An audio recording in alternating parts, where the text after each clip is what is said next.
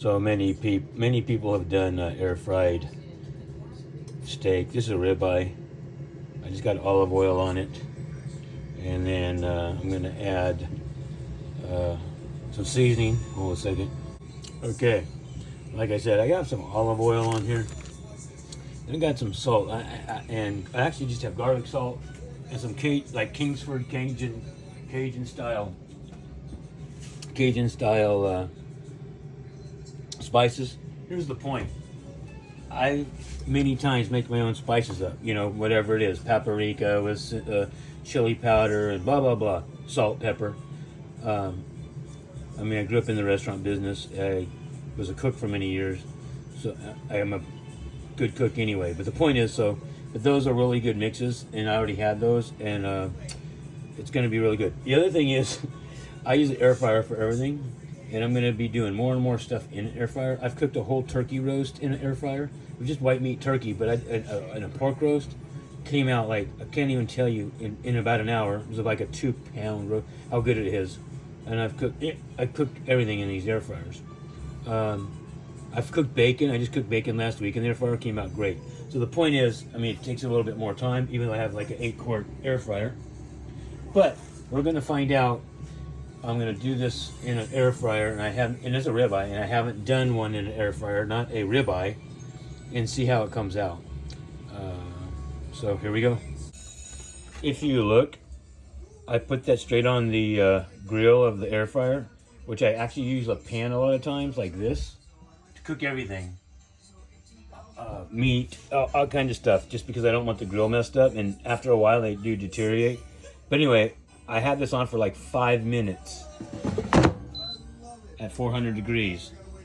I probably have to adjust the time again. It says 8 minutes, but that's just because I had it for whatever it said, and I let it warm up for 5 minutes. So when I put that steak on there, you didn't hear it, but it sizzled. I have papers, you know, papers that you can put on them. It helps keep them cleaner, but I wanted it right on that, supposed to be non-stick griddle, whatever you want to call it. So now I guess I'm gonna go ahead and wait 6 or 7 minutes to flip it. I want it medium rare. And I'm actually pre-cooking this, so I'm gonna do this later. So it's medium rare, and we'll find out how a ribeye. I've seen plenty of videos with it, but we're gonna find out how it looks and how it tastes. Now Kendall, she likes her steak literally almost between rare and medium rare. And on certain meats, I can do that. But I like medium rare. And it's a very fine line. So many restaurants and other people can't cook it correctly. A medium and a medium rare, what most people think as medium well, a medium's close. A medium and a medium rare is not that much of a difference. Medium rare, you might have blood coming out, but a medium is really nice and pink, and is a really good piece of meat at medium. But where most cooks and chefs and restaurants can't stand is when people eat something well. That's like, that's not how you're supposed to eat meat well. Not nowadays anyways. I mean, you slap that thing on there, cook it to medium rare. Now there are some meats that to me are better well, but it depends on what it is. Like at home, if it's venison, wild game, I usually like wild pig. I normally like it more well. I don't want it, mostly because when it's wild, there's other stuff I won't talk about that you may not want. So it's just better to cook it more well. But as far as a lot of the domesticated, you know, pork used to be, oh, you got to cook it well. That's not true anymore. You don't really want to see pink, but a nice white. Here's the bottom line. Like a white meat, chicken, pork, when you no longer see blood coming out of it and almost a white juices coming out of it, good chance it's cooked. Now this is without a thermometer. Almost the same thing with the steak. But yeah, so my wife likes hers medium, rare, and even to rare. Rare is not raw. Anyway, let me go and check this again. Now, I just flipped this, and it's hard to see the other side because you're not going to get a sear like you would on a barbecue grill, but it's browning up pretty good, so I've got a few more minutes. Most what do you call it? Most air fryers, I mean, maybe the ones that look like more like an oven that sits up on a, some of them might go up to 500, but for the most part, most of them will only go to about 400, which is plenty. So this steak I am cooking at 400 because like, and an air fryer is an oven. I mean, I cooked cookies in it. I mean, so I have them in a bag. So I cooked these cookies, right? Whoop, I gotta flip it. I can't flip it doing this. So I have cookies. So these are just a Pillsbury cookie, which I love anyway. They're really good. There's not much to them. I mean, if you read the ingredients, there's not much difference if you make them at home. These are Pillsbury, but that was from the, I cooked these in an air fryer. And in this pan. Because this is like an 8-quart. So you can, I cooked 12 cookies in that. I have a video posted. I made like, you take you take Pillsbury crescent rolls, and you can make anything. Cheese rolls, put cheese in it and roll it. Andouille sausage. I like to take the little cocktail hot dogs, pork or beef. I have beef, and make those. And like I said, in Texas and some places in the South, they're called kolaches. Like in Poland or Czechoslovakia, where there was a lot of immigrants that went into Texas there. A lot of the kolaches that I've eaten are not fruit filled, but they're meat filled. Usually a sausage and a kolache bread rolling, like a donut, but so freaking good.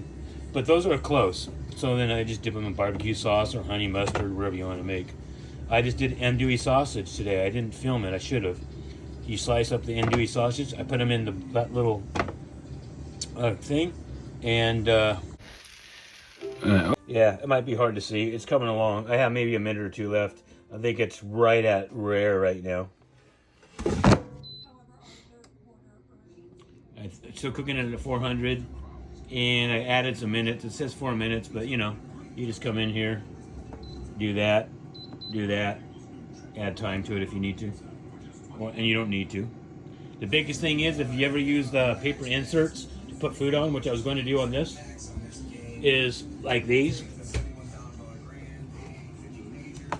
Do not leave them in there by themselves. That's an air oven. It will pull up, go up to the element, and start a fire. So you never want to keep those paper inserts or anything. You could technically even put foil in it as long as there's something on it and it can't fly up. But you do not want to put anything on there but could fly up, because that thing is spinning and that paper will go straight up there. And I've done it and forgotten, and it will catch on fire in seconds. This is what the steak looks like now. I can see some blood coming out of the top. It's pretty red. It's either going to be rare or medium rare, but I don't believe it's going to be medium, which is, I hope not. And this is what they call it, this is the cap. You know my cap? It's pretty good. And if you went down there as a bigger piece, it'd be what they call the I can't remember what it's called, the tail or something like that. But anyway, I will show you what it looks like when I cut it, but right now it is still resting, and I actually may not eat it right this second. Thanks. It's so funny. I literally forgot to film my steak. So this is the steak. Look at that. I'm eating it. And that's the result. Very simple corn, potatoes. Very good. Unbelievable. And I'll leave you with that. So that's the steak after I cut it. My wife is getting ready to eat. But that looks awesome, and that's in the air fryer. So I'm going to be doing a lot of air frying, which I do, and microwaving food. And it's all this food is microwaved and air fried. Awesome.